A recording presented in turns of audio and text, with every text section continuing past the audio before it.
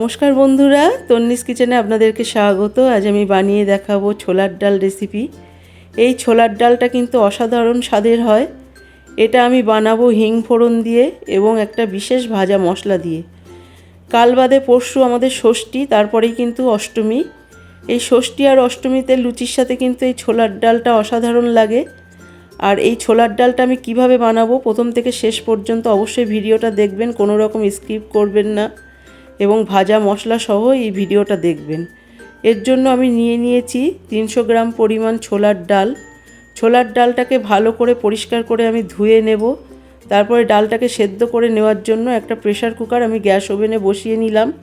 তারপরে দিয়ে দিলাম 500 ml পরিমাণ জল। জলটা গরম হলে আমি এখানে ধুয়ে রাখা ছোলার ডালটা এই জলের মধ্যে দিয়ে দিচ্ছি। এবার আমি প্রেসার কুকারের ঢাকনা লাগিয়ে 2 সিটি মেরে নেব। এরপরে আমি মশলার রেসিপিটা আপনাদেরকে বানিয়ে দেখাচ্ছি। এর জন্য সবার প্রথমে আমি একটা প্যানে নিয়েছি 2 টেবিল চামচ পরিমাণ ধনে। গ্যাসের ফ্লেমটাকে লোতে রেখে আমি এখানে 15 সেকেন্ডের মতো কিন্তু ধনেটাকে ভেজে নিচ্ছি। তারপরে দিয়ে দিচ্ছি টুকরো করে কেটে রাখা দারচিনি। দারচিনিটাও কিন্তু আমি এখানে 15 সেকেন্ড মতো ভেজে নেব। তারপরে দিয়ে দিচ্ছি 6 থেকে 7টা এলাচ আর 6 থেকে 7টা লবঙ্গ। এটা দেওয়ার পরেও কিন্তু 15 থেকে 20 সেকেন্ড মতো ভেজে নিতে হবে। তারপরে দিয়ে দিচ্ছি 2 থেকে আড়াই টেবিল চামচ পরিমাণ জিরে। এখানে গোটা জিরেটা দেওয়ার পরে আবারও একটু আমি ভেজে নিচ্ছি। এখানে কিন্তু গ্যাসের ফ্লেমটা বাড়ালে চলবে না, একটু সময় নিয়ে আস্তে আস্তে ভাজতে হবে। তারপরে দিয়ে দিচ্ছি 2 শুকনো লঙ্কা, দিয়ে দিচ্ছি 1 চা চামচ পরিমাণ কালো গোলমরিচ। এই সমস্ত মশলাগুলো কিন্তু নাড়িয়ে একদম লোতে রেখে হালকা গোল্ডেন ব্রাউন করে আমাদেরকে ভেজে নিতে হবে। এখানে বেশি পুড়ে গেলে বা কালো হয়ে গেলে কিন্তু মশলাটার টেস্ট নষ্ট হয়ে যাবে। আপনারা এই মশলাটা বিশেষ করে ঘুগনি, আলুর দম, নিরামিষ বাঁধাকপি বা পনিরের তরকারি, যে কোনো নিরামিষ রান্নায় তো ব্যবহার করতে পারবেনই। তাছাড়াও এটা আপনারা আমিষ, যেমন ধরুন মাছের কালিয়া, ডিমের ঝোল বা যে কোনো ধরনের যেগুলো গরম মশলার তরকারি, সেগুলোই কিন্তু আপনারা এই মশলাটা ব্যবহার করতে পারবেন।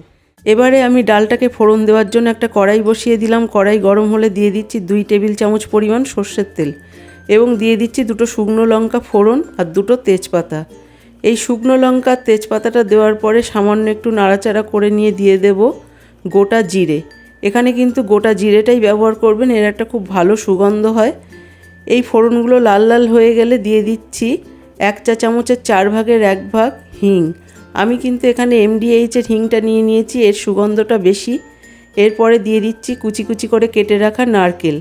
নারকেলটা অপশনাল, তবে ছোলার ডালে নারকেলটা দিলে কিন্তু খুব টেস্টি হয়, সেই কারণে আমি এখানে নারকেলটা দিলাম। নারকেলটা দেওয়ার পরে কিন্তু এখানে গোল্ডেন ব্রাউন করে নারকেলটা ভেজে নিতে হবে। এখানে কিন্তু কম ভাজলে চলবে না। দেখুন আমি এখানে কিন্তু গোল্ডেন ব্রাউন করে নারকেলটা ভেজে নিয়েছি, ঠিক এরকম দেখতে হয়েছে। এই পর্যায়ে দিয়ে দেব আদা বাটা। আমি এখানে আদা আর কাঁচা লঙ্কা একসাথে বেটে রেখেছিলাম, সেটাই দিয়ে দিলাম 1 টেবিল চামচ পরিমাণ।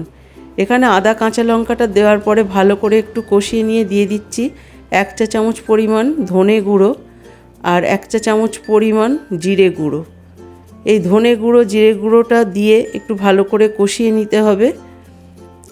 তারপরে দিয়ে দিচ্ছি 1 চা চামচ পরিমাণ হলুদ, দিয়ে দিচ্ছি 1 চা চামচ পরিমাণ লঙ্কার গুঁড়ো, ঝালটা আপনারা আপনাদের স্বাদ অনুযায়ী দেবেন। দিয়ে দিলাম সামান্য পরিমাণ কালো গোলমরিচ গুঁড়ো।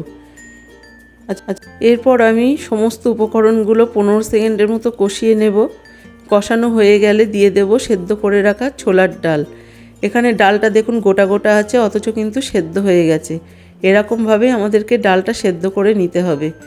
এরপরে ডালটা দেওয়ার পরে আমি নাড়িয়ে নিয়ে, আমার এখানে মনে হচ্ছে ডালে আরও একটু জলের প্রয়োজন, আমি এখানে আরও 1 কাপ মতো জল অ্যাড করে দেব।